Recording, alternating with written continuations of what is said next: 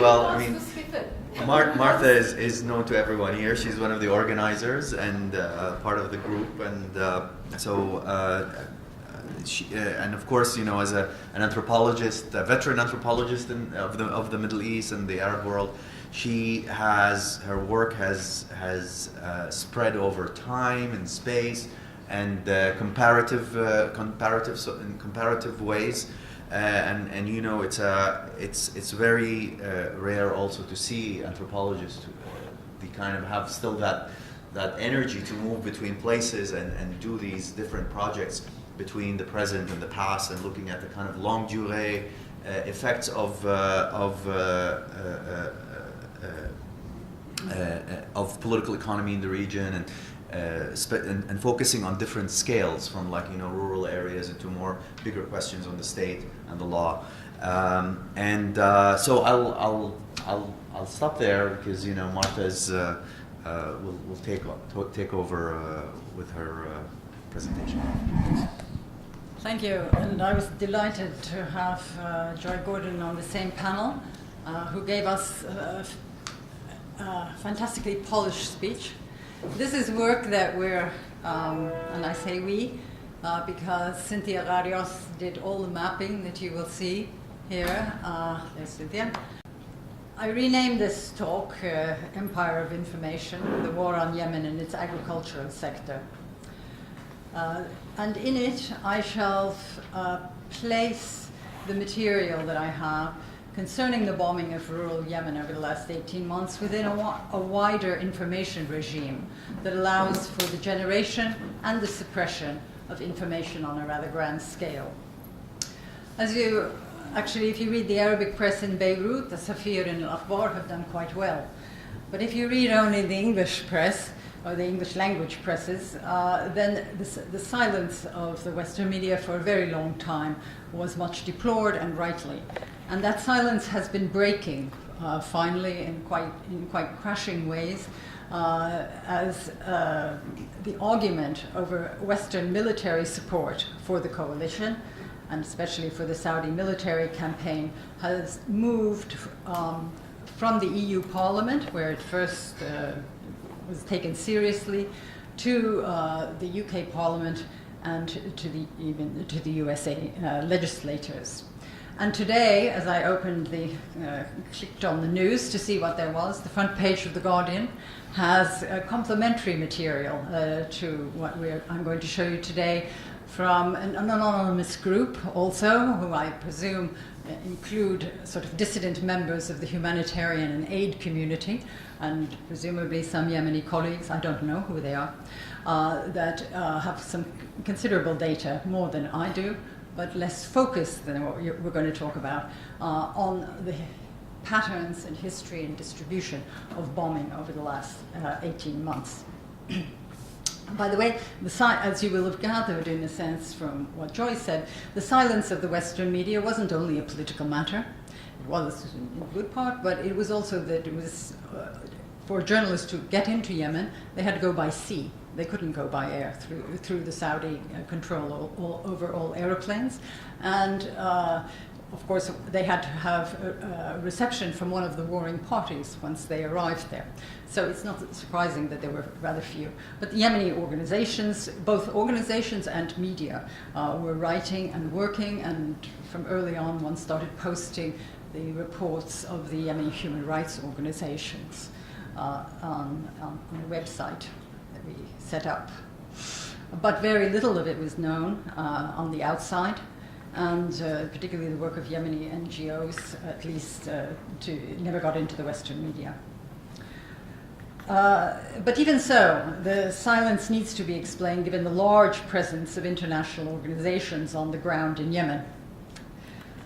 Prior to the war, and I've argued this elsewhere in two papers with Amin al-Hakimi, who couldn't come to be with us, who is an agronomist, and Frédéric Pella, who is working with Médecins Sans Frontières in Yemen. But prior to the war, Yemen was for many years an economy where outside aid organizations, international, big ones, World Bank, UN, FAO, IFAD, etc. Regional ones, Islamic Development Bank, Arab Fund for Development, EU. National ones, especially British, Dutch, French, German, and US, along with major NGOs, Oxfam, Save the Children, CARE, MSF, etc., were collectively determinant in both economic policy and food aid. More generally, this is what I was looking at here. This evolved, but I'll skip some of it because otherwise I'll be too long. More generally, this evolving development complex has come largely to dictate and to organize the form and compilation of statistical information on Yemeni society and economy. While Yemeni institutions, both state and NGO, conventionally termed partners by the outside governmental organizations, carried out the work on the ground. Although there were statistical offices in North and South, at least from the early 1970s, both the World Bank and DFID have in recent years sought to increase aid to statistical development.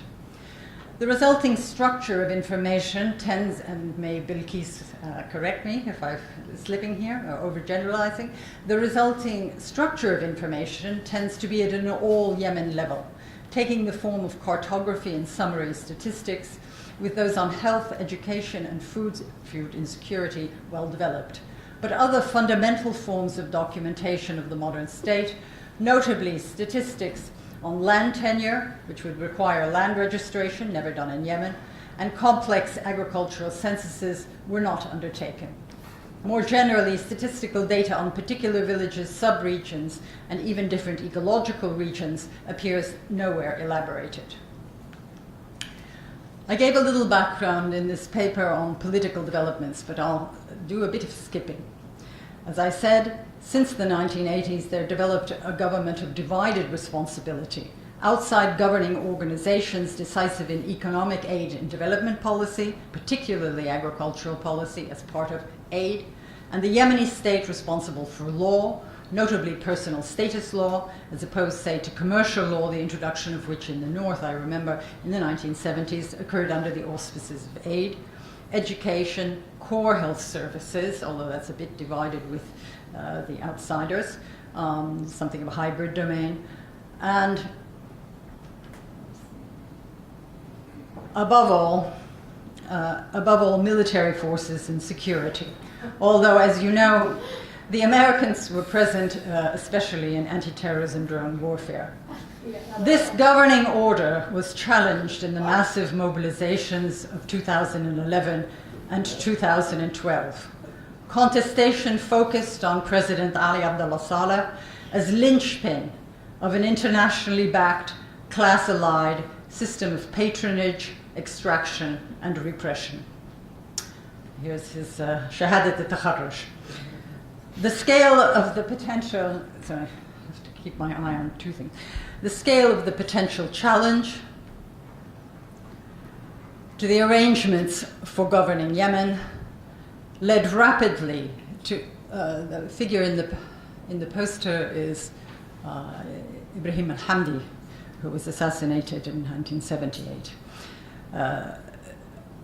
The scale of the potential challenge to the arrangements for governing Yemen led rapidly to an internationally brokered, as you know, UN Special Envoy managed GCC program for political transition, including both a national dialogue conference and the election of a one-man candidate successor, at that time Saleh's deputy Hadi, to the presidency in February 2012 for a term of 2 years. So that we don't go on too long, I will skip, but people often don't know them, the political developments that occurred in the autumn of 2014. But by the beginning of 2015, on the 11th of February, just to give the background that relates to what I was talking about the enormous presence of the big agencies, by 11th of February, the US and the UK were closing their embassies. 2 days later, so did the French, and 5 days later, the World Bank on the 18th of February closed its offices.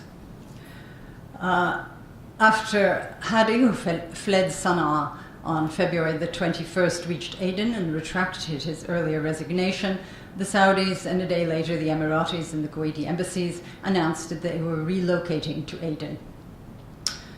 After so that you remember the timing, after the popular committees, that is the Houthis, Ansar Allah, and the bulk of the army moved south in a counter-move, entering Aden on the 25th of March. With Western military assistance, the GCC coalition, minus Oman, began bombing the following day. On the 14th of April, the UN Security Council voted into effect Resolution 2216 that we were just talking about. That is to say, that resolution was voted, just to remind you, was voted in about almost 3 weeks after the beginning of the bombing. 4 days later, the UN Special Envoy, Ben Omar, who had presided all the earlier meetings, resigned with an address to the press that condemned the use of force, called for the respect of Yemeni sovereignty, and emphasized the capacity of Yemenis still to negotiate a solution. Okay, how can I skip? Okay. Given that, to cut a long story short, most of the major agencies, the only one that undertook new work in that new work of a documentary, of a kind of documenting form, was the ILO, and I'll come back to that during the war. As I've said, most of those agencies simply withdrew or very much reduced their work or went into a much more humanitarian mode.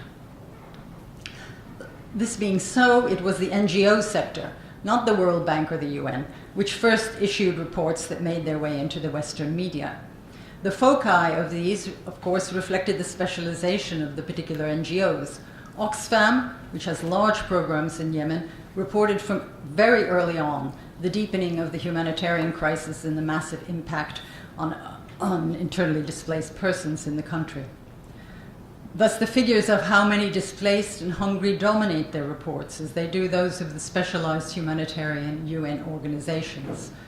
The major human rights NGOs, Human Rights Watch and Amnesty, started also from early on to document war crimes and violations of international humanitarian law and to investigate particular incidents.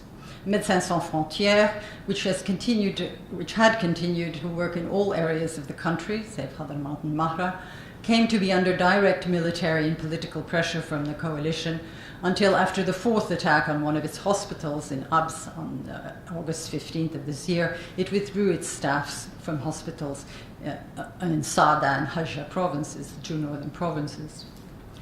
Why am I telling you this? Because the resultant picture of the war until very recently, today, on the Guardian stuff that just came out and what I hope to show you, offers more of an overview. The resultant picture of the war that was in effect is one extremely vivid for particular moments, but not one that affords reconstruction of the wider pattern of bombing, or that afforded, of the wider pattern of bombing, and hence any interpretation of the strategy behind the same. The rights organizations focused on particularly well-documented strikes, almost by definition in urban areas, and the uses of prohibited weapons, cluster bombs, and the spectacular implosion weapons used in the summer of 2015 in Fajratan and Nuqam adjoining Sana'a. It is probably this focus which determines the particular violations of international humanitarian law and the very limited number thereof, well enough documented to appear in the report of January the 22nd this year, 2016, by the Committee of Experts on Yemen, of whom Joy just spoke briefly, to the UN Security Council. Prior to what has just come out from another group of volunteers in the front of the Guardian, no information of a systematic nature had been made public concerning the impact of the embargo. They don't deal with the embargo either, so it's still true of this. No information of a systematic nature has been compiled and made public concerning the impact of the embargo across the country, the more invisible form of war, nor, at least until today, of the sequence and pattern of bombing across particular sectors and regions. The absence of the latter invites the common platitude about the Saudi-led bombing. In Arabic, it's hamaji, i.e. rude or uncivilized or chaotic. But profiling aside, this scarcely stands to reason given the number of foreign advisors in the command center. Whether or not the 40 of the 54 advisors that the US stated it withdrew in this March, and moved to Bahrain have actually ceased their role in the Saudi war room or not. And doubtless the military have all the records. There are, moreover, specialized units for the compilation of such data in the big organizations. This I simply put up because this is slightly transposed.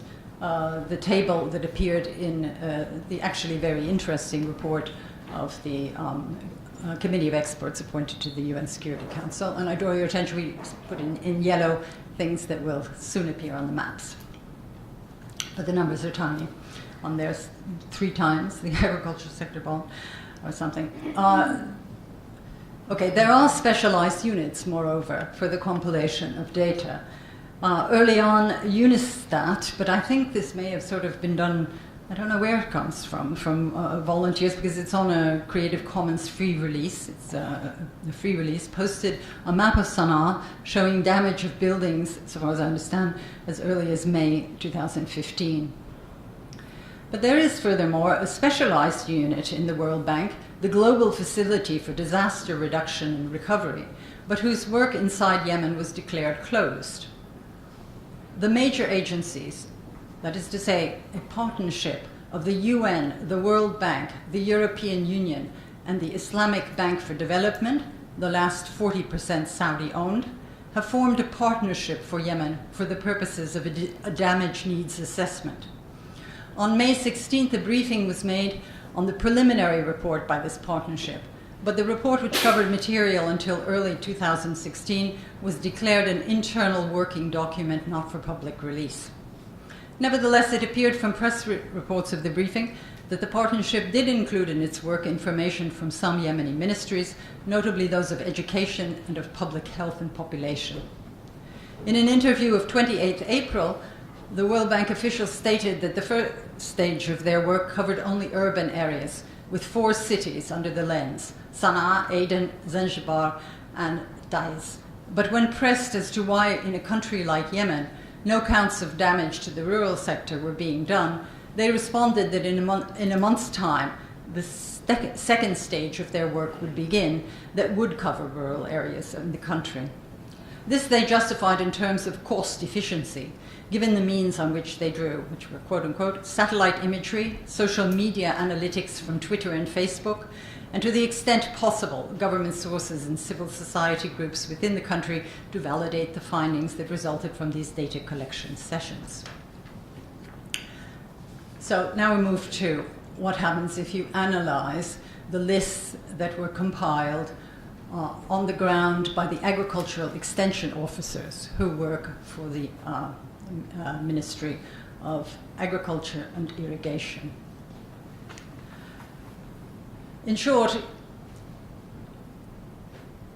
to date, the greater part of the country has remained outside attempts to use aerial photography and electronic communications to map war damage on Yemen. But as you will see, if you look at The Guardian, it is possible to do so.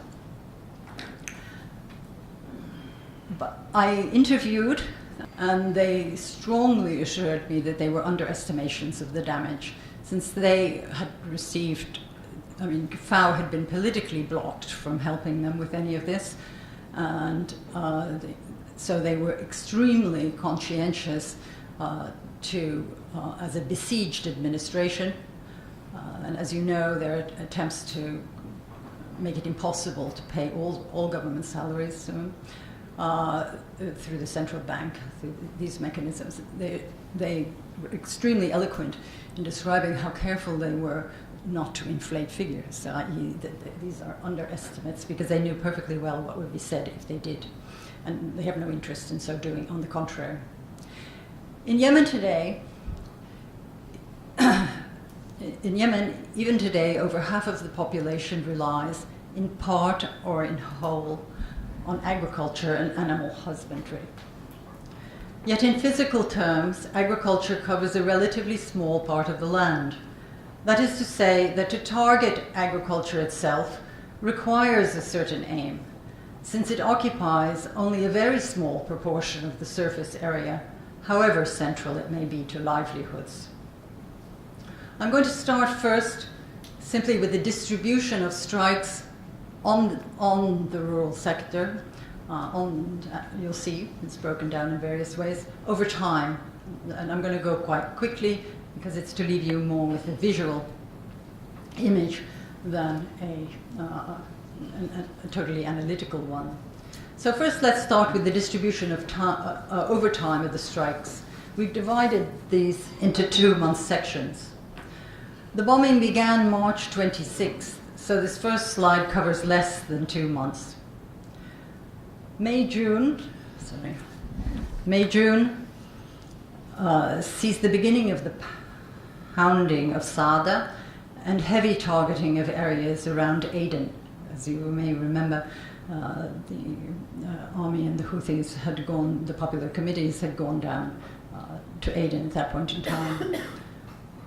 July-August continues that focus, but widens strikes across the country, notably in Hadeda Governorate.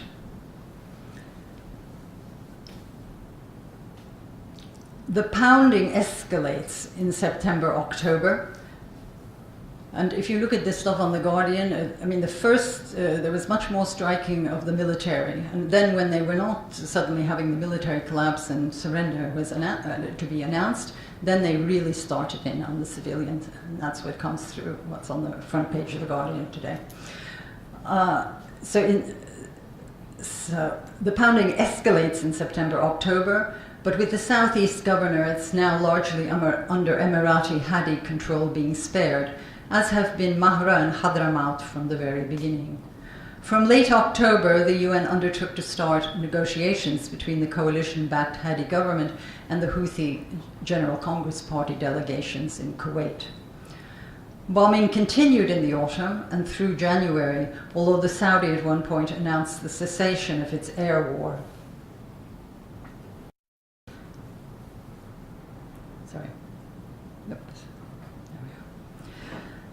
It was effectively only from March that strikes decreased, with the period April to July, the cessation of hostilities having been agreed by the Saudis on the 10th of April, witnessing very little bombing of the agricultural sector, including Sada. But again, from mid-August, after the Kuwait talks failed, bombing was resumed, beginning with a potato and tomato processing factory in Sana'a. Fine, this gives you a bit of an overview of the kind of sequencing. What was the nature of the targets? The lists of the ministry often give much more detailed descriptions than we have aggregated. We have aggregated these into several categories for the purpose of mapping the data. First, farms and agricultural lands. Then animals, including poultry farms and beehives and flocks in the field. And in support of such production, water infrastructure. These three elements we then combine on this map. Rural life and production is supported by three other elements we have mapped: roads and transport, local markets, and agriculture and veterinarian services. Now, to say that is not to say that schools, health clinics, technical colleges, housing, and mosques are not vital to rural life. The ministry did include some other kinds of targets, notably food storage sites, that's what STORES stands for on this one, agricultural credit banks, and others. But our focus here is narrowly on the core elements for rural livelihoods and agricultural production. Roads, bridges, and gas stations hit were reported by the extension officers, although as they are not technically the responsibility of the ministry, these counts are not as comprehensive as a full count of all such strikes. Local markets were struck time and again, especially in Saada, where the targeting was intense. And agricultural, veterinarian, and irrigation offices were also a major target. From the reports of other ministries, it appears that technical education was systematically targeted, as were the technical support administrations for agriculture. The major Tehama Development Authority, established in the 1970s and housed out just on the edge of Hadeda, housing the written memory of years of development interventions and responsible for the maintenance of a major series of irrigation structures, was heavily targeted.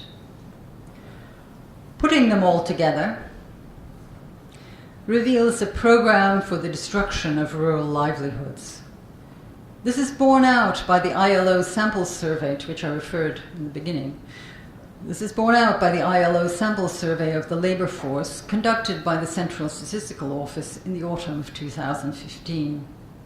As noted, this is the only damage and needs assessment study published by any international organization.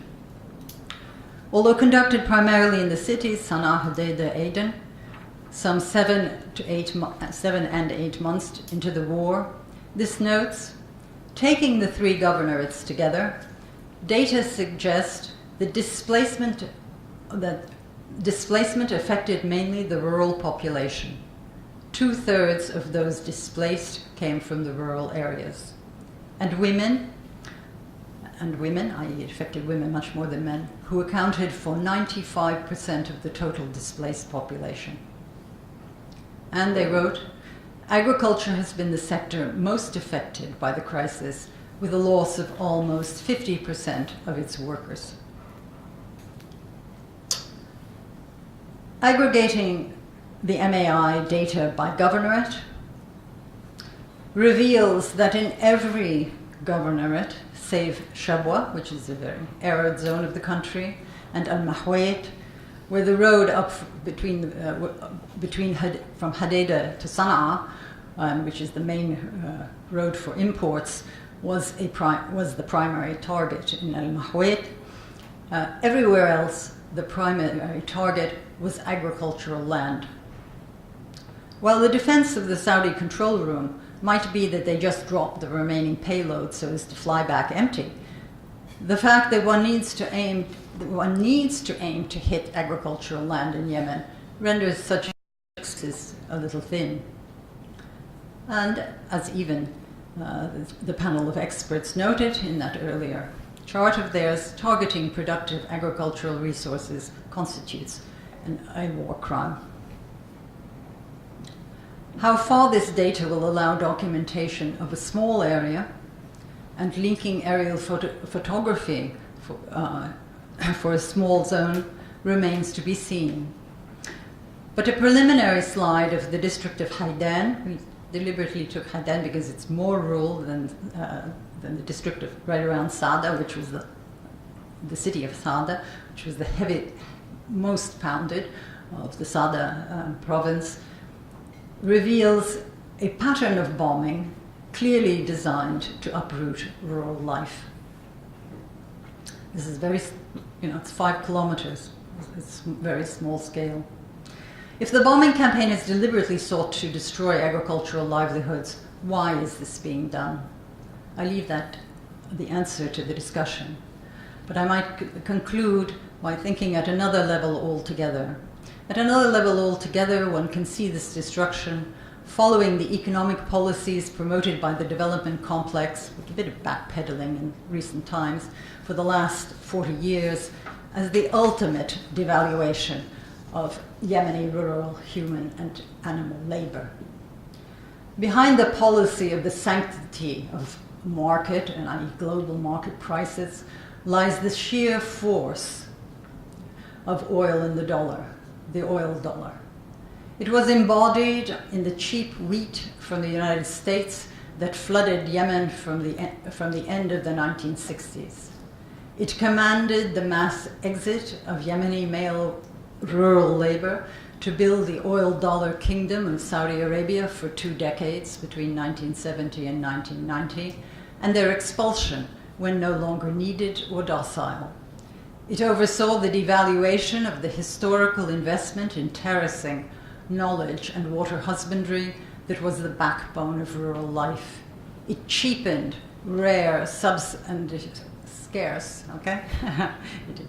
It cheapened rare subsoil water by quick access to what was always known to be a limited resource requiring husbandry. It linked local political life to outside markets as never before. And finally, it transformed Yemeni elite forms of consumption and imagination into those which it alone could provide. So just when Yemen, however inchoately, begins to protest its subjection, then the armed forces of the oil dollar, with bombers fed oil even aerially, come to destroy physically those products of Yemeni labor working with land and animals that survived the earlier economic devastation. Thank you. Because Cynthia Rarios did all the mapping that you will see here. There's Cynthia. I renamed this talk Empire of Information, the War on Yemen and its Agricultural Sector. And in it, I shall place the material that I have concerning the bombing of rural Yemen over the last 18 months within a wider information regime that allows for the generation and the suppression of information on a rather grand scale.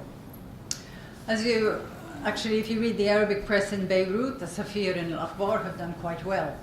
But if you read only the English press, or the English language presses, then the silence of the Western media for a very long time was much deplored, and right community, and presumably some Yemeni colleagues, I don't know who they are, that have some considerable data, more than I do, but less focused than what we're going to talk about, on the patterns and history and distribution of bombing over the last 18 months. By the way, as you will have gathered in a sense from what Joyce said, the silence of the Western media wasn't only a political matter. It was in good part, but it was also that it was, for journalists to get into Yemen, they had to go by sea. They couldn't go by air through the Saudi control over all aeroplanes. And of course, they had to have a reception from one of the warring parties once they arrived there. So it's not surprising that there were that energy to move between places and do these different projects between the present and the past, and looking at the kind of longue durée effects of political economy in the region, and focusing on different scales, from rural areas into more bigger questions on the state and the law. So I'll stop there, because Martha's will take over with her presentation. Thank you, and I was delighted to have Joy Gordon on the same panel, who gave us a fantastically polished speech. This is work that we're, and I say we, actually, and that silence has been breaking finally in quite crashing ways, as the argument over Western military support for the coalition, and especially for the Saudi military campaign, has moved from the EU Parliament, where it first was taken seriously, to the UK Parliament and even to the USA legislators. And today, as I clicked on the news to see what there was, the front page of The Guardian has complementary material to what I'm going to show you today, from an anonymous group also, who I presume include sort of dissident members of the humanitarian and aid community. Questions at the end? No? Yes, I think Good. they will. Okay. Excuse Do you me. want me to introduce? Oh. Okay, well, I mean, Martha is known to everyone here. She's one of the organizers and part of the group, and and of course, as an anthropologist, a veteran anthropologist of the Middle East and the Arab world, her work has spread over time and space and comparative ways. It's very rare also to see anthropologists who have still that